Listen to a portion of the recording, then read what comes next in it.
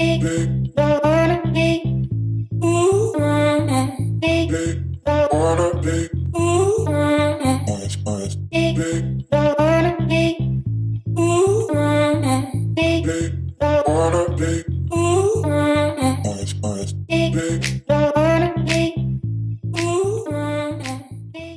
sommes le mercredi 25 novembre 2020 et nous avons donné rendez-vous à deux personnes, je dirais même deux personnages. Très engagée, présidente du FC Orbe, elle a redonné naissance à notre très vieux carioca, elle a baptisé le Carioc et elle est aujourd'hui municipale de police. Également très engagée, chef de gare retraité, agent de voyage, créateur de l'atelier 21 à la rue des Terreaux 21. Il est le maître incontestable des mots qui font rire et réfléchir. Et il était municipal de police de 1987 à 1999. Bonjour Marie-Claude Chevalier et Willy Deria. Bonjour. Marie-Claude Chevalier, en 3 mots, comment te définirais-tu? Qui es-tu? Je dirais que je suis une personne loyale, respectueuse et empathique. D'office, je crois que je suis optimiste.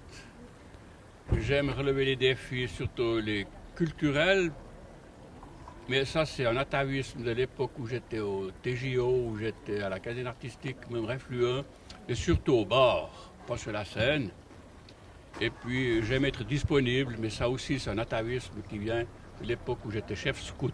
Marie-Claude, quel était le rôle de municipal de police en décembre 2019, donc soit avant l'arrivée de ce fameux coronavirus?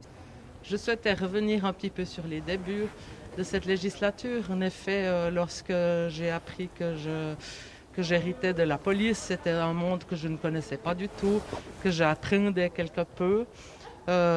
C'est vrai que lorsque je suis arrivée là-bas dans ce service a été longtemps dépourvu d'un vrai chef de service. Il a fallu revisiter pas mal de procédures, spécialement celles liées à la police du commerce, au stationnement et à la commission de police, ce qui a découlé par la suite sur un nouveau règlement de police qui a été adopté tout dernièrement par le conseil communal, ainsi qu'un nouveau concept de stationnement qui sera mis en place au début de l'année prochaine.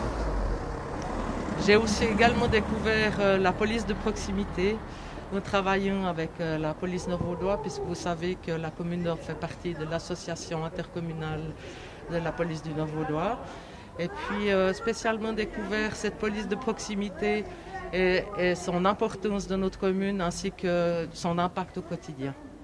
Et maintenant, alors, quel est le rôle d'une municipale de police à l'ère du Covid? Si je vous parle de cette première phase, la première vague plutôt, en effet, il a fallu mettre de côté toutes nos habitudes et nos tâches récurrentes pour plutôt se concentrer sur cette crise. Mon rôle était principalement d'accompagner les commerçants et surtout nos aînés qui ont dû apprendre à vivre avec ce confinement. L'été a été un petit peu plus serein et après, voilà, la deuxième vague est arrivée. Comment s'est passée cette transition entre la première et la deuxième vague? Lors de la transition, nous avons repris un petit peu nos habitudes, nous avons essayé de rattraper un peu notre retard. Et puis il a fallu à nouveau se réadapter lors de cette deuxième vague. Les tâches ont été quelque peu différentes de cette première vague puisque nous n'avons pas eu droit cette fois au confinement. Mais il a fallu, sur ordre de la police du commerce du canton, accompagner nos commerçants. Nous avons dû les visiter à plusieurs reprises de cet accompagnement de nouvelles directives. Alors voilà, c'est à ton tour, Willy. Nous sommes là, bien au chaud, au coin du feu, comme on dit. Il ronronne. Alors je vais te poser une question très importante sur laquelle tu vas pouvoir me donner beaucoup d'explications.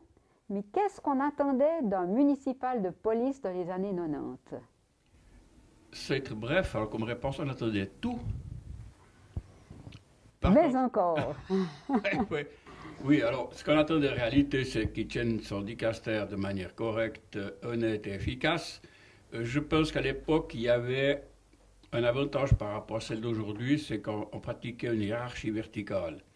C'est-à-dire que je gérais la police, la protection civile, les pompiers, et j'étais le chef, mais le chef restant modeste, mais j'avais la possibilité de mettre les gens au fixe si c'était nécessaire de le faire.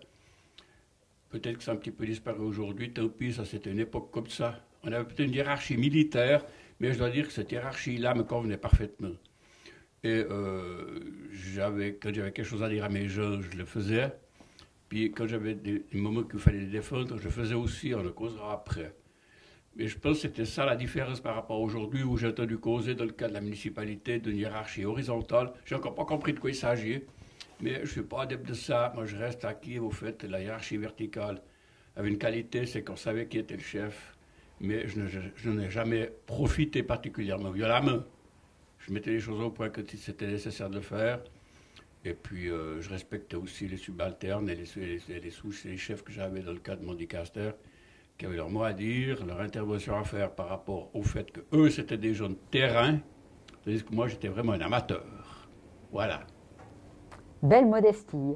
Merci beaucoup. Est-ce que tu as eu un événement difficile à gérer à cette période? Oui, parce qu'il faut savoir aussi, je ne l'ai pas dit avant, qu'à l'époque, la police était en charge de l'ambulance. Et là, il y a eu une fois une intervention à Chavornay sur un mortel, et que quelque temps après, j'arrive au poste de police et mes hommes, ils étaient tous effondrés. C'est-à-dire que dans le 24 heures, il y a eu une lettre ouverte qui a été adressée à eux sur la qualité de leur travail qui avait été totalement dénigrée par un espèce d'amateur interventionniste. Et mes gars n'étaient pas bien, là. Ils ont beaucoup été marqués par ces mots qui ont été utilisés dans 24 heures. Et là, je me suis senti en capacité d'intervenir en leur faveur. On a déposé plainte pour diffamation.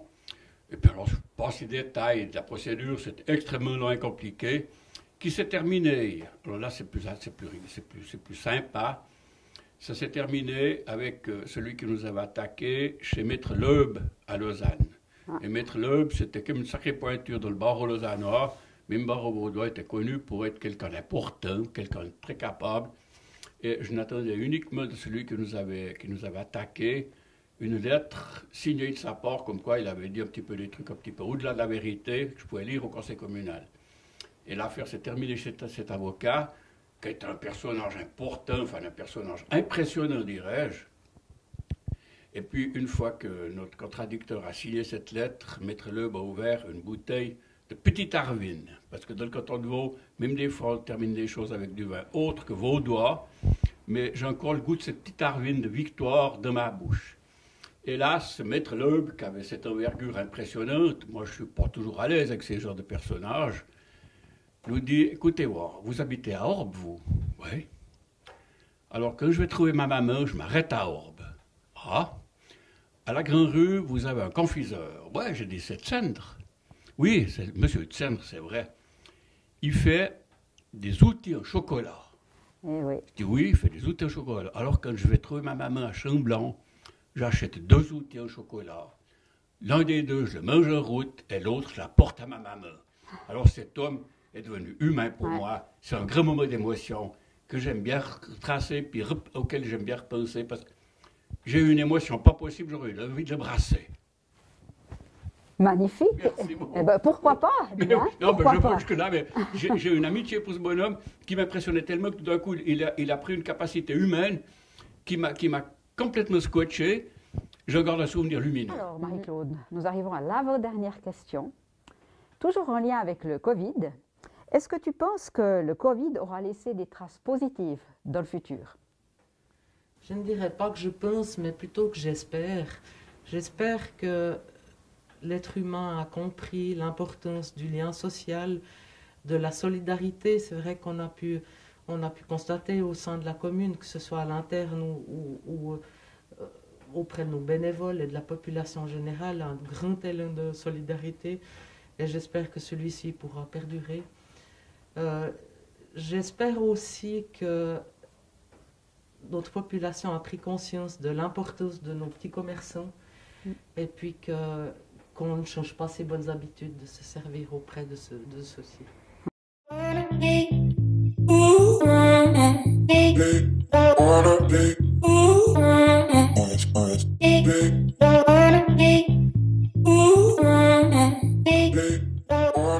Alors voilà, Willy, nous arrivons bientôt à la fin donc, de notre reportage. Et comme on te connaît, on va certainement avoir beaucoup de plaisir à entendre une anecdote que tu vas pouvoir nous donner comme ça, librement. Un coup, il y a eu un coup de jour pain sur le camping là derrière. Et puis il y a des pains qui sont tombés. C'est un barnou époustouflant là-bas au travers. C'était un peu 3 semaines avant l'ouverture du camping au printemps. Et il y avait beaucoup de dégâts. Beaucoup de dégâts. Puis le soir, je suis monté de ce camping pour voir ce qui se passait. Et puis c'est vrai qu'il y avait quand même 2-3 caravanes qui avaient ramassé un pain, mais pas dessus. Puis il y avait une dame qui était devant sa caravane, qui était alors vraiment prise au milieu, qui pleurait devant sa caravane. Puis j'ai dit, j'estimais qu'il fallait peut-être la calmer, la rassurer, etc. Puis je lui ai dit, madame, votre caravane, on peut dire que c'est une Swatch. Puis elle me dit, comment une Swatch? Ouais, elle est extra plate. Oh. Alors, j'aime autant vous dire que là, j'ai pris la rafle que j'ai jamais pris du temps que j'étais municipal. Et je ne ferai plus jamais ce genre de plaisanterie vis-à-vis des campeurs parce qu'ils ont une notion de propriété époustouflante. Celle-ci, je me souviendrai toute ma vie. Merci madame, je ne sais plus qui vous êtes, mais vous avez marqué ma vie. Alors voilà, Marie-Claude, c'est toi qui vas avoir le mot de la fin. Est-ce qu'il y a un conseil que tu aimerais donner aux gens qui vont regarder cette émission? Malgré cette situation très particulière que nous vivons aujourd'hui, je souhaite tout de même tous mes vœux pour cette nouvelle année et puis que tout le monde, j'espère, puisse se réunir quand même à un plus grand nombre pour Noël que les 5 personnes qui sont autorisées aujourd'hui. Et puis surtout, je souhaite encore vous remercier et souhaiter plein succès à cette nouvelle télé, La vie d'ici. Merci à Marie-Claude et à Willy d'avoir accepté cette rencontre. C'est pas évident comme ça quand on nous téléphone un peu à l'arrache en disant voilà, semaine prochaine, rendez-vous pour passer à la télé. Merci beaucoup en tout cas et merci aussi pour votre engagement pour la commune, pour notre chère commune qui avance, qui est pleine de projets et puis ça fait du bien de pouvoir un peu voir toute cette vie. Alors, bon Noël aussi à vous deux, à vos familles, joyeuse nouvelle année et puis à l'année prochaine. Merci beaucoup. Merci, à bientôt.